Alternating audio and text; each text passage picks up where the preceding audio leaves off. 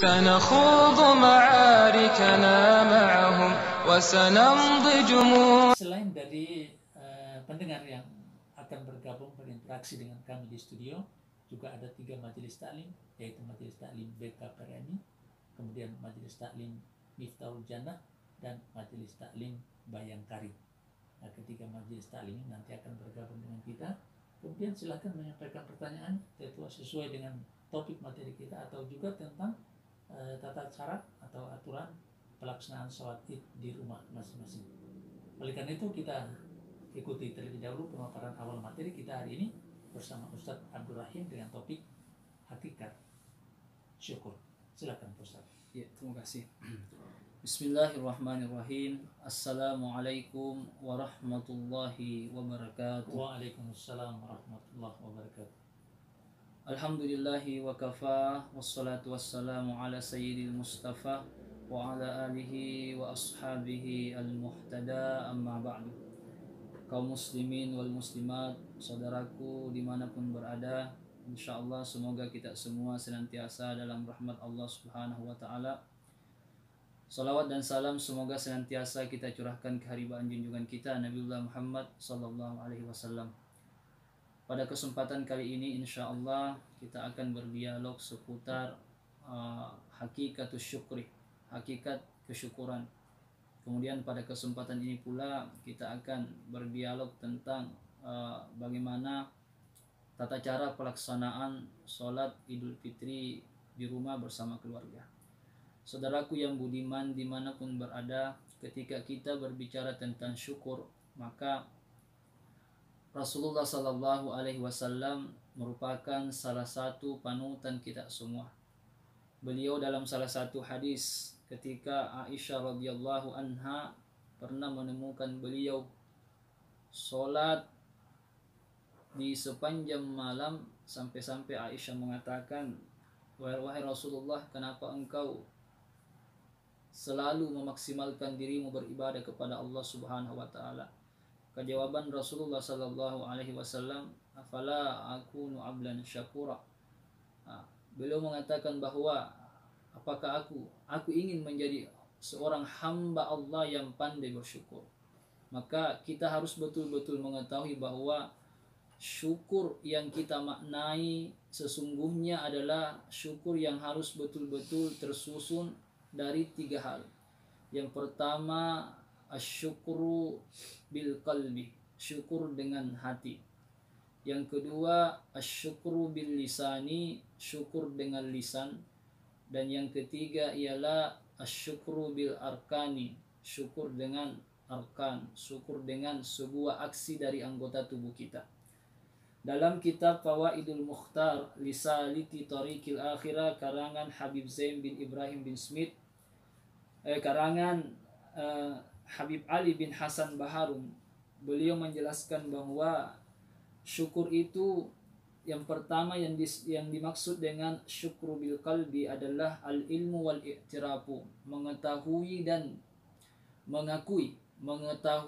mengakui anna jami'an ni'ami min fadlillahi ta'ala, bahwa sesungguhnya semua nikmat itu apapun bentuknya, apapun jenisnya, min fadlillah, itu adalah karunia dari Allah Subhanahu wa taala yang harus kita syukuri. Kita sekarang berada di bulan suci Ramadan. Saya yakin semua orang sadar bahwa Ramadan ini adalah karunia dari Allah Subhanahu wa taala. Ramadan ini kita diberikan bulan suci Ramadan ini, kita mengetahui dan kita mengakui. Maka syukur itu disebut syukur bil qalbi. Kemudian ada syukur bil lisan, yaitu adalah al-iksaru minas sana'i Allahi jalla wa ala wa tahaddusu bi ni'amihi, yaitu selalu memperbanyak pujian kepada Allah Subhanahu wa taala atas segala nikmat yang dikaruniakan kepada kita, wa tahaddus, dan membicarakan nikmat-nikmat yang Allah berikan kepada kita. Nah, ini disebut syukur lisan. Jadi di samping mengetahui dan mengakui, kita juga harus masuk ke fase kedua, yaitu mensyukuri nikmat Allah dengan lisan. Jadi perbanyak kalimat-kalimat thayyibah. Kalimat alhamdulillah, dapat jabatan alhamdulillah, lulus ujian alhamdulillah. Pokoknya segala nikmat yang kita rasakan, jangan lupa mengucapkan kalimat alhamdulillah. Karena dalam hadis Rasulullah sallallahu alaihi wasallam mengatakan, "Ma'an amallahu ala 'abdin ni'matan." Tidaklah Allah memberikan satu nikmat kepada seorang hamba. Faqala alhamdulillah. Lalu hamba itu berkata, alhamdulillah, segala puji hanya milik Allah Subhanahu wa taala, illa wa qad adda syukraha, kecuali ia telah melaksanakan syukurnya. Syukur dengan lisannya kepada Allah Subhanahu wa taala. Maka saudaraku, jangan pernah kita bosan untuk selalu mengucapkan kalimat alhamdulillah, alhamdulillah. Nah, kemudian fase yang ketiga dari syukur itu adalah asyukru bil arkan, dan inilah hakikat dari kesyukuran yang sesungguhnya. Inilah yang kita akan bahas betul-betul. Hakikat kesyukuran adalah asyukru bil arkan. Itulah hakikat syukur sesungguhnya. Artinya apa? Yang dimaksud dengan syukur bil arkan itu adalah sarfu ni'ma fil amali li ta'atillahi ta'ala.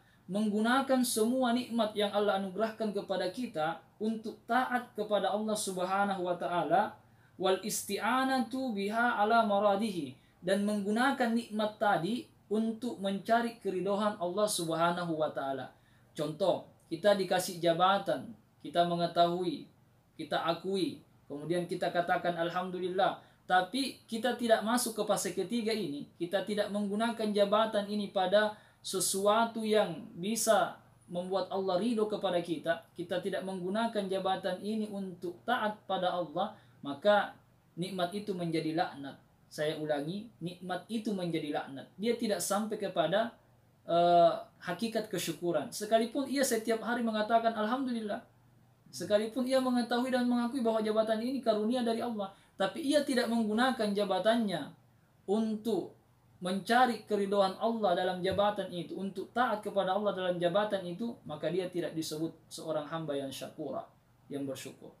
Contoh kecil lagi, ketika Allah memberikan kita kesehatan di bulan suci Ramadan ini, kita diberikan kesehatan, kita akui dan kita mengucapkan alhamdulillah atas segala kesehatan yang Allah anugerahkan kepada kita.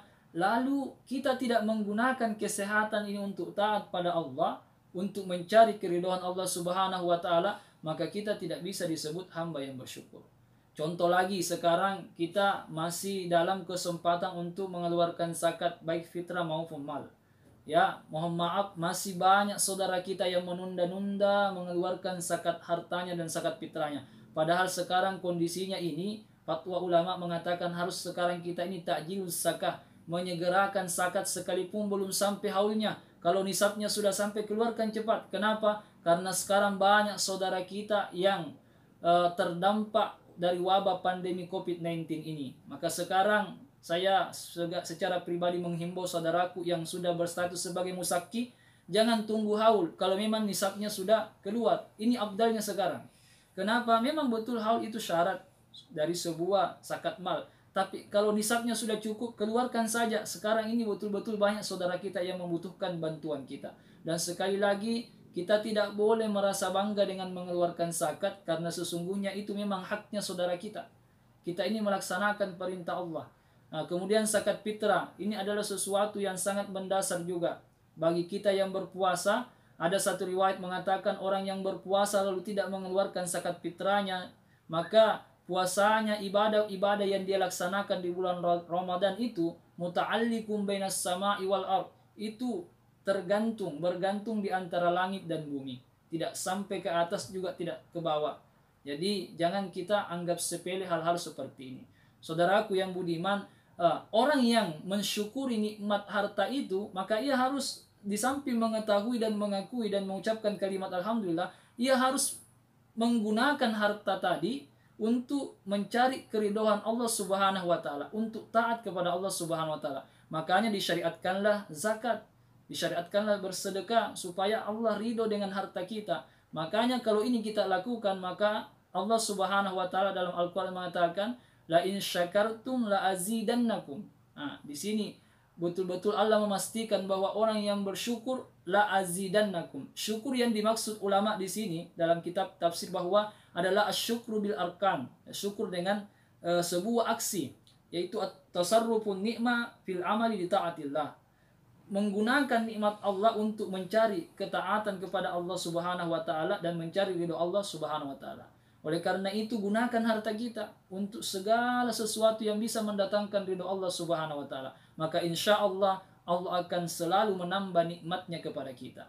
Saudaraku yang budiman dimanapun berada, inilah 3 fase kesyukuran, dan hakikat syukur itu adalah asyukru bil arkan, menggunakan nikmat yang Allah berikan kepada kita untuk semata-mata taat kepada Allah dan mencari keridhaan Allah Subhanahu wa taala. Kemudian ada satu nukilan yang kami nukil dari sebagian kitab bahwa qala ba'dul ulama, sebagian ulama mengatakan bahwa innallaha qad ya'tika bin ni'mah, sesungguhnya Allah memberimu nikmat, wala ya'tika bil barakah, tapi belum tentu memberikan keberkahan dalam nikmat itu. Kita terkadang sering mengatakan bahwa kita ini selalu mencari keberkahan dari ilmu kita, dari harta kita. Tapi ada catatan yang harus kita wujudkan untuk mewujudkan sebuah berkah dalam nikmat. Yaitu ada orang yang diberikan nikmat oleh Allah Subhanahu wa taala tapi tidak diberikan berkahnya nikmat itu. Kenapa? Li'annaka aqbaltan ni'ma wa nasital mun'ima. Karena engkau menerima nikmat dari Allah tapi engkau melupakan pemberi nikmat. Maksudnya melupakan di sini pemberi nikmat adalah kita melupakan bahwa sesungguhnya Allah ini memberikan kita harta untuk kita pakai harta itu mencari ketaatan, keridhaan Allah Subhanahu wa taala. Allah berikan kita ini kesehatan untuk menggunakan kesehatan ini di jalan-jalan yang Allah ridhoi kepada kita. Allah memberikan kita segala fasilitas, contoh motor, mobil ya. Gunakan ini untuk mencari ridho Allah Subhanahu wa taala. Pakai motor kita ke masjid salat berjamaah. Pakai mobil kita untuk silaturahim, bantu saudara kita. Inilah yang disebut tidak melupakan bahwa Allah itu memberikan nikmat. Jadi di saat kita menggunakan nikmat di luar dari apa yang Allah ridho dengan nikmat yang diberikan pada kita, maka sekali lagi kita tidak sampai pada hakikat syukur yang sesungguhnya. Saudaraku, mungkin inilah sebagai pengantar dari kami, mudah-mudahan bisa dipahami. Saya kembalikan kepada saudara moderator. Ya, baik. Baik, terima kasih Pak Ustadz dan pendengar di mana saja berada. Tentu pemaparan materi ini sudah membuat kita agak sedikit terbuka bagaimana kita mensyukuri nikmat Allah. Kalau nikmat itu sudah kita dapatkan, tapi yang utamanya lagi harus ada mendapatkan keberkahan dari Allah. Oleh karena itu kesempatan ini kita akan buka telepon 2274. Namun ada yang sudah masuk di WA. Kita bacakan dulu pertanyaannya. Assalamualaikum warahmatullahi wabarakatuh, Pak Ustadz. Waalaikumsalam. Dari Ibu Siti di Majelis Taklim Bayangkari, Ibu Siti. Begini Pak Ustadz, antara sabar dan syukur, 2 kata yang tak terpisahkan. Sabar dan syukur begitu mudah di lisan, tetapi realisasinya sangat susah. Ya, jadi bagaimana supaya sabar dan syukur selalu ada di dalam diri kita, Pak Ustadz? Itu yang pertama. Bagaimana supaya sabar dan syukur ini selalu berada dalam diri kita. Kemudian yang kedua, sebagai contoh Pak Ustadz, kita diberikan rezeki bisa beli motor, lalu kita punya keinginan lagi untuk membeli mobil. Apakah ini bisa dikatakan tidak bersyukur? Karena sudah diberikan nikmat, tapi mau memiliki nikmat yang lebih besar lagi. Nah, ini yang kedua, apakah ini tidak bersyukur? Kita tidak bersyukur. Silakan Pak Ustaz. Ya, terima kasih. Yang pertama, tips supaya dalam hidup kita selalu ada sifat sabar dan syukur yang selalu mewarnai hidup kita. Jadi Allah Subhanahu wa taala memuji nabinya yang bernama Nabi Ayub. Ya, kita kenal Nabi Ayub itu diuji dengan sebuah penyakit yang luar biasa sampai dalam riwayat tinggal hatinya yang tidak dimakan ulat karena beliau meminta supaya hatinya bisa tetap berzikir kepada Allah Subhanahu wa taala. Beliau digelar dalam Al-Qur'an surat As-Saff ayat 44, ni'mal 'abdu innahu awwab. Nah, sebaik-baik hamba sesungguhnya dia adalah awwab. Awwab yang dimaksud di sini adalah kembali kepada Nabi Ayub. Nah, ini ujian dari Allah dalam bentuk kesulitan. Kemudian di ayat lain dalam Al-Quran surat As-Saff ayat 30, Allah berfirman, wa wahabna li Dauda Sulaimana ni'mal abdu innahu awwab. ayat ini memuji tentang Nabi Sulaiman. Nabi Sulaiman itu kita kenal dengan nikmat, ya, Allah berikan beliau nikmat kekayaan, tapi beliau tidak lupa diri dengan nikmat itu. Nah, ini tadi. Jadi Nabi Sulaiman itu mengakui, mengakui dan mengucapkan pujian kepada Allah. Kemudian menggunakan nikmat-nikmat Allah tadi ini untuk mencari keridhaan Allah Subhanahu wa taala. Makanya Allah juga memujinya, nikmal abdu innahu awwab. Jadi orang yang bersabar dengan musibah yang Allah berikan, dia disebut awwab. Orang yang bersyukur dengan nikmat yang Allah berikan, dia juga disebut awwab. Jadi saya ingin menyampaikan bahwa dalam kehidupan kita, kalau kita ingin merenung bahwa sebenarnya cuma dua saja warna yang ada dalam hidup ini, yaitu musibah dengan bahagia, senyum derita, itu silih berganti. Maka orang baik itu, mukmin yang baik itu adalah mereka yang selalu bersyukur atas segala nikmat yang Allah berikan, kemudian bersabar atas segala ujian, cobaan, musibah yang Allah berikan. Kenapa? Karena dia sadar bahwa sesungguhnya Allah memberikan dia ujian sebagai ladang pahalanya. Di saat Allah uji dia, lalu ia bersabar, maka Allah jadikan dia itu sebagai ladang pahala baginya. Di saat Allah memberikan ia nikmat, lalu ia bersyukur dengan nikmat itu juga menjadi ladang pahala baginya. Makanya ada hadis Rasulullah SAW mengatakan, ajaban li amril muslimi. Ada sesuatu yang menakjubkan dalam pribadi seorang muslim. Ketika Allah memberikan ia nikmat, fasyakarah, ia bersyukur. Ketika Allah memberikan ia musibah, sesuatu yang membuat dia merasa tersakiti, lalu ia bersabar, fakana khairallah, maka itu juga menjadi ladang pahala baginya. Jadi sadari betul bahwa yang terjadi di dunia ini, baik sifatnya yang tidak baik maupun sifatnya yang membuat kita bahagia, itu adalah bagian dari pemberian Allah yang harus kita sikapi dengan baik. Ketika nikmat datang, syukuri, dan ketika musibah datang, sabari. Maka apapun yang terjadi dalam hidup kita selalu menghasilkan pahala buat kita. Ini yang pertama. Ini tipsnya. Yang kedua, apakah orang yang membeli motor, sudah punya motor, kemudian ia membeli mobil lagi, ya? Nah, apakah orang tersebut dikategorikan tidak bersyukur? Begitu Pak Jam? Yeah. Jadi seperti ini. Jadi dalam hidup kita di dunia ini ada kebutuhan, ada keperluan. Nah, ini harus kita timbang. Sebenarnya, ya, motor itu sudah mengcover kebutuhan kita atau belum? Nah, kalau memang sudah mengcover dan kita juga secara finansial tidak bisa, jangan dipaksakan. Karena ajaran Islam tidak seperti itu. Ajaran Islam itu selalu memberikan bagaimana kemudahan hidup kita. Kapan kita paksakan, maka pasti akan bermasalah. Misalkan, mohon maaf ya, paksa ngutang pada orang lain untuk membeli mobil, padahal tidak mampu, pasti kerepotan nanti kembali pada orang tersebut. Makanya ya, ambillah, ini harus ya kita timbang. Intinya seperti ini, timbanglah mana kebutuhan, mana keperluan. Karena pada dasarnya manusia, kata Rasulullah, ketika ia memiliki satu gunung emas, ia berharap gunung emas yang kedua. Sampai tanah masuk ke dalam mulutnya baru ia sadar. Artinya sampai tanah masuk, artinya sampai dia mati, baru ia sadar, ya Allah, ternyata motor, mobil yang numpuk itu tidak bisa saya bawa ke alam kubur. Makanya perlu betul-betul ditimbang mana kebutuhan, mana keperluan. Di sini yang baik. Jadi intinya itu kebutuhan yang ada sekarang. Kalau kita mau memiliki yang lain, berarti itu harus ada tujuannya. Ya, dalam artian kita mau memiliki sesuatu yang kita memiliki itu harus bermanfaat untuk kegiatan kita. Jadi seperti tadi ya, kalau memang dibeli motor, kalau memang mau beli mobil, ya kalau mobil itu memang sangat membutuhkan untuk Anda lebih luas melaksanakan kegiatan Anda, aktivitas Anda, dan itu lebih menguntungkan, ya silakan. Dan tapi tidak jangan membebani. Kemudian jangan lupa bersyukur dan mencari keberkahan.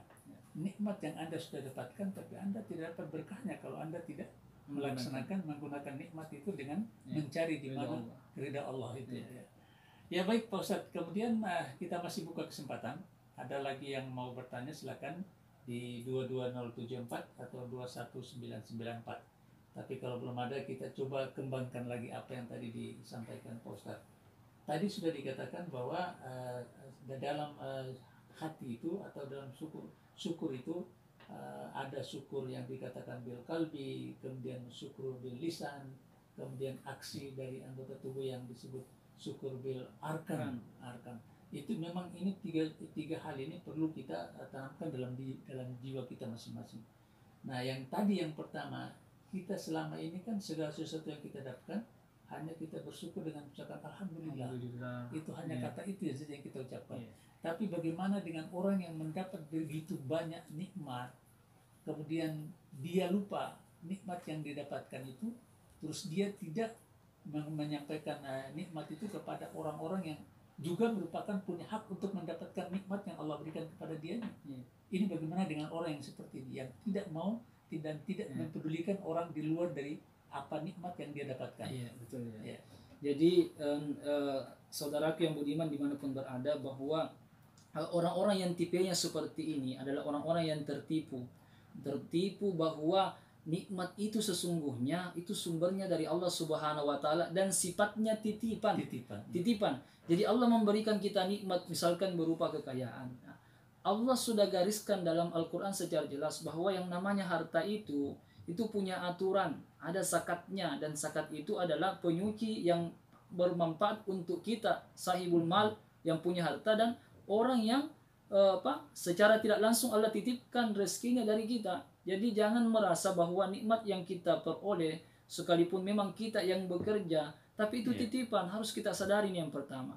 Kenapa? Ini fasilitas dari Allah. Fasilitas. Kenapa Allah ingin membuat kita dari nikmat itu, dengan kita mensyukuri nikmat itu, mencari keridhaan Allah di situ, maka Allah akan membukakan pintu surganya. Jadi itu sebenarnya cara Allah untuk memudahkan kita masuk ke surganya. Oleh karena itu jangan sampai kita tertipu seakan-akan bahwa yang kita miliki ini adalah milik kita seutuhnya. Sampai sekarang belum ada orang yang bawa mobilnya ke dalam kubur. Belum ada. Yang ada adalah mereka yang selalu berbagi dan berbagi. Ada satu riwayat menarik. Jadi begini, ada satu riwayat mengatakan bahwa ada orang yang bukan penghafal Al-Quran, dia bukan ulama besar, dia bukan kiai besar, tapi mendapatkan pahala seorang penghafal Quran. Ia mendapatkan pahala seperti ulama besar. Kok bisa? Ternyata dia waktu hidup di dunia selalu bersedekah kepada penghafal Quran. Ia selalu bersedekah kepada orang-orang yang menghidupkan agama Allah Subhanahu wa taala. Dia artinya fasilitator. Nah, dia berbagi. Sehingga memang betul dia tidak tahu baca Al-Quran, bahkan mungkin bukan penghafal Quran, tapi kenapa Allah berikan ia pahala? Karena ternyata ia sempat menggunakan hartanya untuk memfasilitasi para pelaku-pelaku kebaikan di dunia ini, pelaku-pelaku agama di dunia ini. Baik.